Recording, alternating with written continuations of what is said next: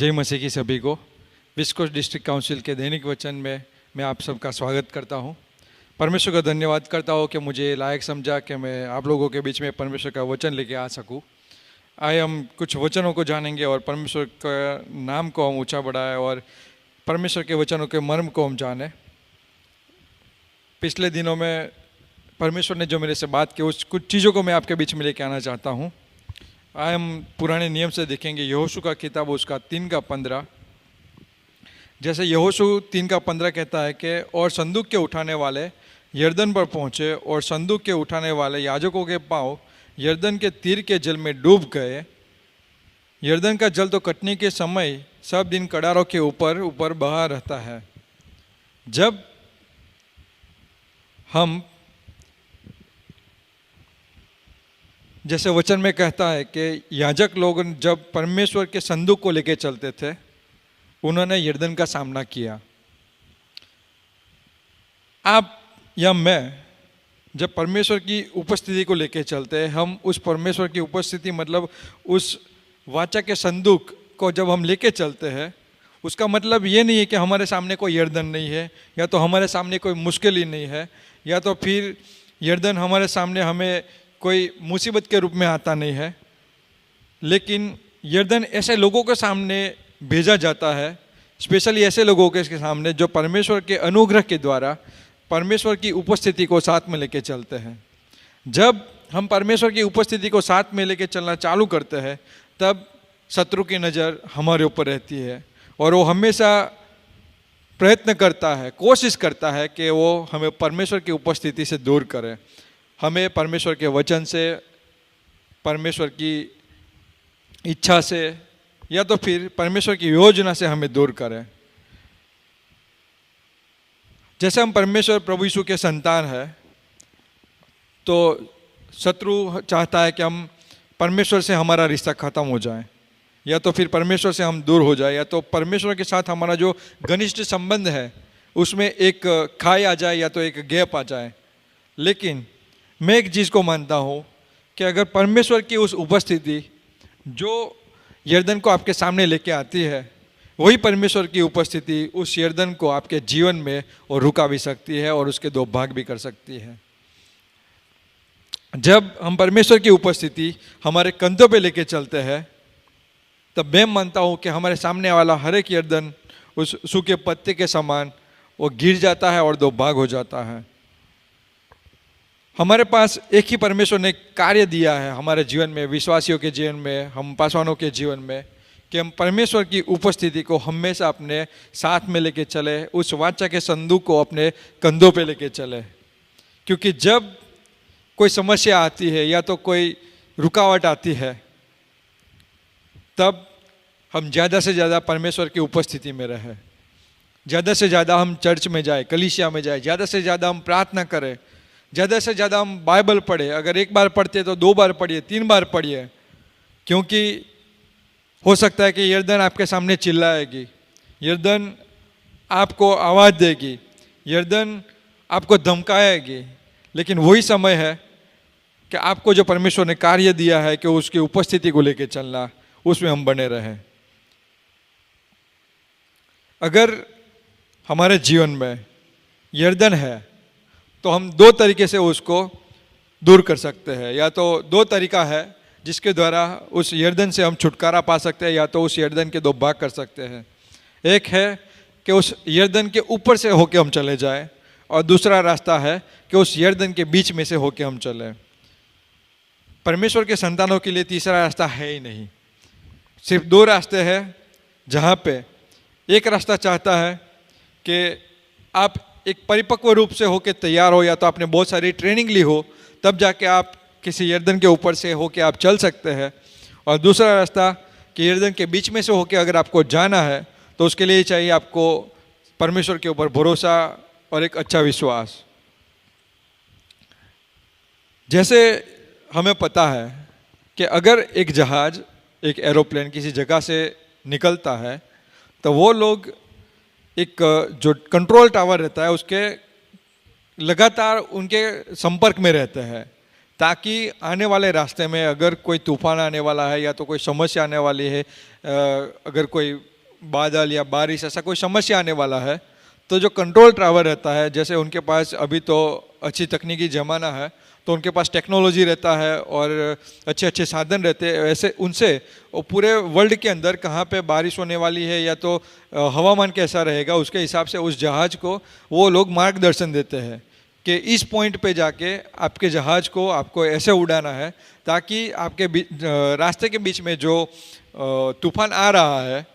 उससे ऊपर आप 30,000 फीट से ऊपर होके चले जाएंगे तो वो तूफान आपको नहीं पकड़ पाएगा, या तो फिर वो समस्या आपको नहीं, कोई मुश्किल मतलब कोई भी ऐसी तकलीफ आपको नहीं दे पाएगा करके। ऐसे ही हम जानते हैं नए नियम में प्रभु यीशु मसीह के बारे में कि जब प्रभु यीशु मसीह का जन्म हुआ तब पवित्र आत्मा के द्वारा यूसुफ और मरियम को परमेश्वर का दूत हमेशा उनको मैसेज दिया जाता था कि अभी समय है कि आपके संतान को कोई मारने वाला राजा है हेरोद जो अभी जिंदा है, तो एक काम कीजिए, आप यहाँ से निकल जाइए, आप दूसरे स्थान में जाइए। जब वो दूसरे स्थान में जाते हैं और हेरोद की मृत्यु हो जाती है, वापस वहाँ पे उनका संपर्क होता है, वहाँ पे उनको एक मैसेज मिलता है कि अभी जो राजा उस बच्चे का प्राण लेने के लिए जो आगे पीछे घूम रहा था वो राजा अभी मर चुका है और आपको उस गांव में जाना है और वहाँ पे आपको अपना जीवन बिताना है। एक भविष्यवाणी के रूप में हमेशा उनको ये संदेश मिलता है और उसी तरह वो जो छोटा बालक लेके वो इधर उधर जा रहे हैं उस भविष्यवाणी के उस संदेश के द्वारा, ऐसे उनका जो यर्दन था उनके जीवन का, उसके ऊपर वो विजय प्राप्त करते हैं। लेकिन आज के इस समय में जब हम एक विश्वासी के रूप में जीते हैं, सबसे पहला एक समस्या आता है कि हमारी पहचान। यर्दन आके हमें हर बार सवाल करता है कि आप कौन हैं। समस्या आके हमें सवाल करती है, हु आर यू, आप कौन हैं। कई बार समस्या ऐसे भी बोलती है, जैसे नए नियम में हमें पता है कि मैं पौलुस को भी जानती हूँ और यीशु मसीह को भी जानती हूँ, लेकिन आप कौन है। यही जो चीज़ है जो उत्पत्ति से शुरू हुआ है कि जब आपके जीवन में समस्या आती है और समस्या जब वो शत्रु लेके आता है तो सबसे पहले आपको आपकी पहचान के बारे में वो हमेशा एक कन्फ्यूज़न में लेके आता है। जैसे उस एदन के गार्डन में, एदन वाटिका के अंदर उसने आदम और हवा को एक पहचान के बारे में उनको कंफ्यूज किया कि वो कौन है। उनको बताया कि अगर आप ये खाओगे तो ऐसा हो जाओगे, आप ये करोगे तो ऐसा हो जाओगे करके। उनकी पहचान, हालांकि उनकी पहचान परमेश्वर ने उनको दे दी थी, उनको अधिकार दिया था, एक अच्छा जीवन दिया था, लेकिन शत्रु ने आके उनको भरमाया और उनकी पहचान से उनको अलग कर दिया। जब कोई यर्दन आपके आगे आके जब सवाल करती है तब आपको उस मोड़ पे लेके आना है। जैसे मैंने अभी कहानी बताया कि एक पॉइंट पे आके वो जहाज़ अगर रास्ते में कोई समस्या आती है तो वहाँ से थोड़ा ऊंचा उड़ेगा, 30,000 फीट की ऊंचाई पे उड़ेगा, ताकि वो नीचे आने वाला बादल या तो वो तूफान उसको स्पर्श न कर सके। ऐसे ही हमें भी एक ऐसे मोड़ पे लेके आना है या तो ऐसे स्थान में लेके आना है, और वो स्थान है कि हमारी पहचान यीशु मसीह में, जहाँ से हम हर एक उस यर्दन के ऊपर हम विजय प्राप्त कर सके या तो उस यर्दन के ऊपर से होके हम गुजर सके। एक समय ऐसा आता है कि जब इजरायली लोग, एक पूरा देश यर्दन के सामने खड़े हैं, 40 साल के बाद वापस उस जगह पे लौटे हैं जो परमेश्वर का वायदा था, और परमेश्वर के वायदे का जो प्रदेश था उनके बीच में और इजरायली लोगों के बीच में सिर्फ एक ही चीज़ था, यर्दन। एक ही रुकावट था, यर्दन। और परमेश्वर ने वहाँ पे एक उत्तर को देता है, एक सुझाव को देता है, एक सॉल्यूशन को देता है, और वो जो परमेश्वर ने उत्तर दिया और उस उत्तर का नाम था लेवी, लेवाइट्स। क्योंकि उनकी नाम की जो पहचान ही थी वो परमेश्वर की उपस्थिति को लेके चलने के द्वारा थी। जो लेवी लोग थे वो परमेश्वर के संदूक को अपने कंधों पे लेके चलते थे। परमेश्वर की उपस्थिति उनके कंधों पे रहती थी वो वाचा के संदूक के द्वारा, और उसी के द्वारा उनकी पहचान भी थी। और जब कोई यर्दन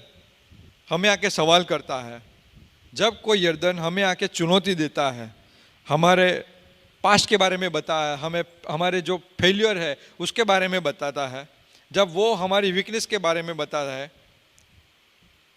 तब हमें हमारी पहचान को और ज़्यादा मजबूत करना है। हमें हमारी पहचान जो यीशु मसीह में है उसको एक मोड़ पे लेके आना है, ताकि उस यर्दन को हम दो भाग कर सके। क्योंकि जो लेवी लोग थे उनकी पहचान सिर्फ उनके पिता के द्वारा या तो उनके पिता के कार्यों के द्वारा नहीं मिली थी, लेकिन लेवी जो थे उनकी पहचान उस परमेश्वर की उपस्थिति जो वाचा के संदूक के द्वारा उनके कंधों पर रहती थी उसके द्वारा उनकी पहचान होती थी। कई बार होता है कि जैसे हमने नए नियम में भी पढ़ा है कि कुछ लोग थे जो यीशु मसीह के नाम को लेके दुष्ट आत्मा को निकालने गए, लेकिन वो बीच चौराहे पे सीधे रास्ते दुष्ट आत्मा ने उनको भगा दिया। क्यों? क्योंकि जब नाम है लेकिन हम उपस्थिति को लेके नहीं चलते। जब आप बिना किसी उपस्थिति के अगर किसी नाम को लेके चलते हो तो ये हाल होता है। लेकिन जब हमने किसी नाम में विश्वास किया है तो हमें उसके ऊपर विश्वास करने के द्वारा उसकी उपस्थिति को भी लेना है, हमें प्रार्थना भी करना है, और उसके द्वारा हमें उस यर्दन के दो भाग करने हैं।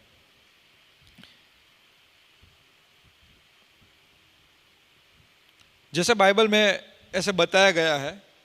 कि जब यर्दन का दो भाग हुआ, उसकी गवाह उस यर्दन के उस किनारे से लेके यरीको तक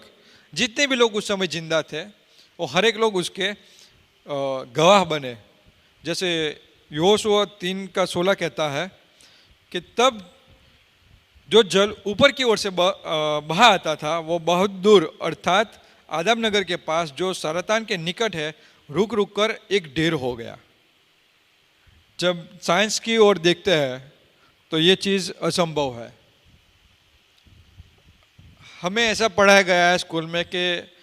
जिस बर्तन में आप पानी को डालो वो उसका शेप हो जाता है, लेकिन यहाँ पे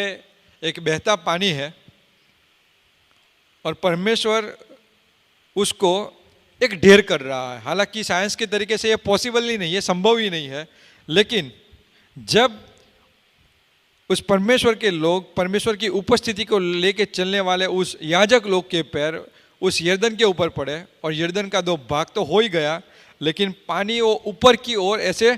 एक ढेर हो रहा था। जब हम अपनी पहचान को उस परमेश्वर की उपस्थिति के द्वारा होने लगती है, हम उस नाम को बिना प्रार्थना के हम नहीं छोड़ सकते, और उस नाम में विश्वास रखना भी हम नहीं छोड़ सकते, और उस नाम के बिना उसकी उपस्थिति के बिना हम भाग भी नहीं सकते। जब उसकी उपस्थिति को लेकर हम चलते हैं दो चीज़ होता है, यर्दन के दो भाग होते हैं और वो उसका प्रवाह सीधे जाने की जगह वो सीधा चलने लगता है, आकाश की ओर ढेर होने लगता है। आपके जीवन की समस्या, आपका जीवन का उस कंफ्यूजन जो टेढ़ा मेढ़ा है, जब आप परमेश्वर की उपस्थिति को लेकर चलते हो और उसकी उपस्थिति लेके चलने के द्वारा जब आपका पैर उस यर्दन में पड़ता है, परमेश्वर उस टेढ़े यर्दन को सीधा करता है। हालेलुया। और जो भी चीज़, दूसरा चीज़ कि जो भी चीज़ आपके जीवन में रुकावट बनता है और परमेश्वर के सामर्थ्य के द्वारा वो सीधा हो जाता है। हालेलुया। जब इजरायली लोग उस यर्दन के पास आए, शायद उनको पता नहीं था कि उनके जो पुरखे थे उन्होंने एक समुद्र को बीच में से होके चला था। वो एक टाइम था जब वो समुद्र उनके लिए एक समस्या बन गया था, और आज वो उस कगार के यहाँ पे खड़े हैं, एक मोड़ पे है कि जो समस्या थी उनके पुरखों की उसका जो रूट है, जो उसकी नींव है, उसकी नींव पे आके आज खड़े हैं और आज वो उस समस्या को जड़ से वो लोग दो भाग कर रहे हैं, वो यरदन, ताकि वो यरदन का पानी जो उस समुद्र में जाता है और उसके द्वारा उनके पुरखों ने एक रुकावट जो उनके जीवन में आई थी, परमेश्वर के सामर्थ्य के द्वारा वो दो भाग हुआ और वही परमेश्वर आज उनके जीवन में कार्य करता है और उस यरदन के दो भाग करता है। जैसे हमारी पहचान परमेश्वर में बढ़ती है और जब हम परमेश्वर की उपस्थिति में खड़े रहते हैं या तो परमेश्वर की उपस्थिति को हम साथ में लेके चलते हैं, तब यही समय है कि हम हर एक समस्या को प्रभु यीशु के नाम से उस यरदन को दो भाग करें। क्या आज के दिन किसी यरदन ने आपको रोक दिया है? क्या आज यरदन ने आपको मजबूर कर दिया है कि आपके कंधों पे से वो वाचा का संदूक उतर जाए? क्या ये समय है कि आप अपने आप को कमजोर महसूस करते हो, व्याकुल महसूस करते हो, असमर्थ महसूस करते हो कि कैसे होगा ये यरदन को मैं कैसे क्रॉस करूंगा, या तो ये यरदन का पानी कैसे दो भाग होगा? लेकिन यही समय है कि आप उस वाचा के संदूक को अपने कंधों पे ले लें और उसके द्वारा, जैसे उस याजक लोग ने, उस लेवी लोग ने उस उपस्थिति को लेके चलने के द्वारा उस वाचा के संदूक यानी परमेश्वर की उपस्थिति अपने कंधों पे लेके चले और उस समस्या के ऊपर पैर रखा, उस यरदन के ऊपर पैर रखा और उस यरदन दो भाग में बढ़ गया। मैं भी मानता हूँ परमेश्वर के सामर्थ्य के द्वारा आपके जीवन का यरदन भी दो भाग हो जाएगा। अपने आप को कमजोर महसूस न करें, लगातार परमेश्वर की उपस्थिति में बने रहे और उस परमेश्वर की उपस्थिति अपने साथ में लेके चले, ताकि आपके जीवन के सामने आने वाली हर एक रुकावट, जो भी शत्रु शैतान यरदन के रूप में आपके जीवन में लेके आता है, वो प्रभु यीशु के नाम से उसकी उपस्थिति के द्वारा दो भाग होने पाए। प्रभु यीशु के नाम से आमीन।